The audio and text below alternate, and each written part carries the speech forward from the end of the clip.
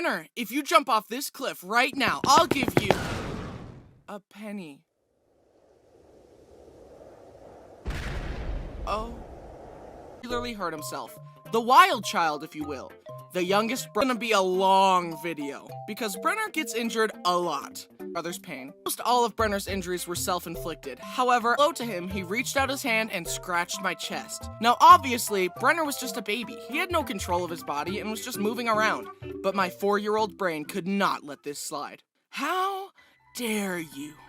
First, you come into my house, take my spot as the cute youngest child, and take all the attention from my parents? And now this? I offered you my hand in friendship, and you attacked me. You must pay recompense for your actions.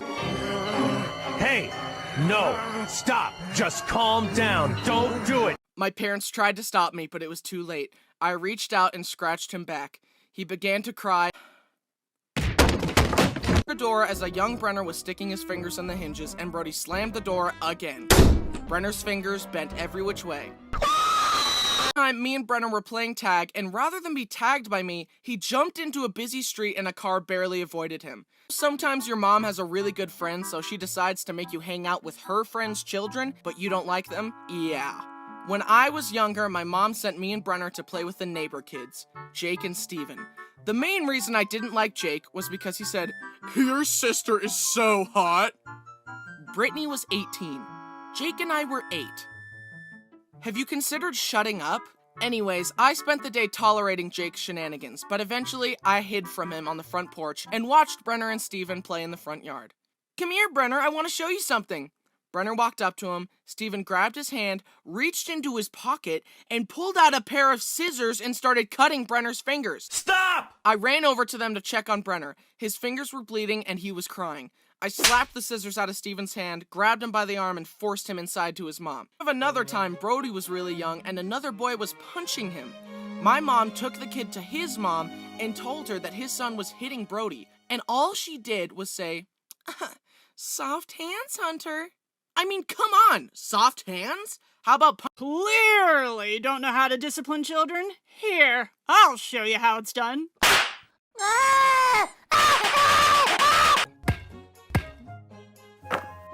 My turn. Bryson doesn't need training wheels on his bike, so neither do I.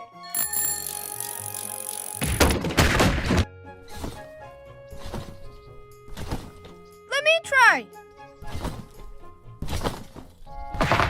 basement, we had a tall exercise machine that looked like this. Brenner decided that he wanted to climb it and jump off it onto our beanbag for fun. However, this time it went horribly wrong. Brenner pushed the beanbag close to the machine, climbed up, and jumped headfirst with the same regard for his life that a Minecraft player has when seeing one block of water at the bottom of a cliff. Part of the beanbag covered the exercise bench, which extended out, hiding the big metal part underneath.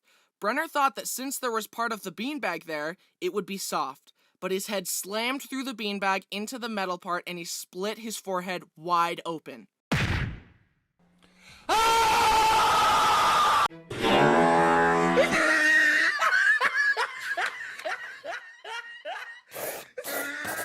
Another time, a young Brenner was using the bathroom and found a bottle of painkillers on the countertop. They were coated in a sugary glaze to make them go down easier.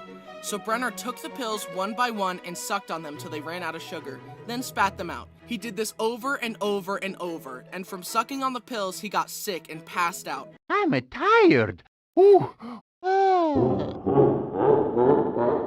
My mom discovered Brenner unconscious on the bathroom floor surrounded by pills. What? Removed all of Brenner's blood, which was tainted with drugs, thrown it away, then pumped him up with fresh blood. I don't know. Another time, he swallowed a bunch of coins, and again, my parents rushed him to the hospital where he was x-rayed to show a pile of coins in his stomach. They told my poor parents to dig through his, waist until they got all the coins. He was like a piggy bank, but way more disgusting. My family has a small motorcycle that we call Big Bertha. It's fun to ride around on, but it has no suspension. It is 2 wheels and a motor. That's it. One day, Brenner was driving it, and despite knowing that Big Bertha had no suspension, he decided to ride it off a curb. The bike bounced, Brenner swerved and lost control, and he went head over handlebars. He landed on his arm and totally snapped his wrist. One hospital trip later, Brenner's arm got itchy. The doctors told him that his arm would be itchy at first, but that if he ignored it, the itchiness would go away. They also specifically told him to leave the cast alone and to not shove anything into the cast to try and scratch his itch. However, the itch got the better of Brenner, so without consulting anyone, he grabbed Brody's glasses and started shoving the long end into his cast in an attempt to scratch his itch.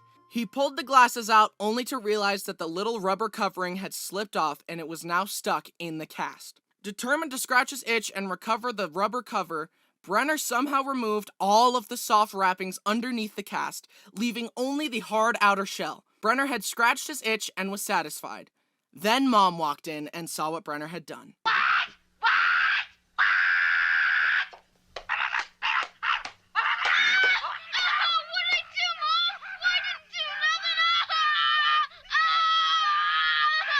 Doctors explained that in order to fix it, they would have to re-break Brenner's arm, angle it correctly, and recast it. Do it. Wait, what? Hold them down. Wait, no! I'm on Big Bertha and me on my go-kart. We chased each other around a parking lot, but then I thought, how can I make racing around more interesting? And my mind went to my favorite racing game, Mario Kart. You know, the game where you destroy your enemies by throwing items at them. So I decided to drive by Brenner and throw my flip-flops at him. We went back and forth throwing flip-flops at each other like green shells for some time. Then I zoomed by and got a good flip-flop strike on Brenner, and he wanted to retaliate with something stronger. He grabbed a big tree branch and drove towards me. He swung the branch and I swerved out of the way. But the branch was so heavy that swinging it threw Brenner off balance. He swerved and flew over the handlebars once more. Again? Freaking again? But I do.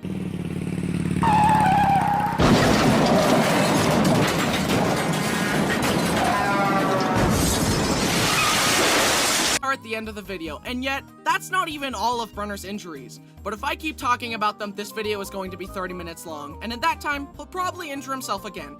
Let's quickly get through some last stories. We visited a janky aquarium that let you swim with sharks, and a bamboo shark bit Brenner's finger. Brenner went to a trampoline park, attempted a stupid trick, and landed on his head and had to wear a neck brace for a few weeks. Brenner and Brody went kayaking. Brody tried to splash Brenner with the paddle, but it skipped off the water, slammed into Brenner's face, and cracked his front teeth. A car almost backed over him as a child, but he hung onto the bumper while being dragged, and my sister stopped the car to save him. His friend accidentally shot him in the forehead with a BB gun, and his forehead still has a dent. In conclusion, Brenner's guardian angel is built different, because she has saved Brenner more times than I can count. And as much as I make fun of him, I am grateful for that. As he has grown, I think he has gotten a little less accident prone. Let's hope it keeps going in that direction, cause I'm pretty sure he has used up all of his 9 lives. God has sent his soul back to the living world so many times at this point that if Brenner shows up there again, God might just say, oh, forget it, and keep him. Well, hey, it could be worse. At least his soul is going to heaven.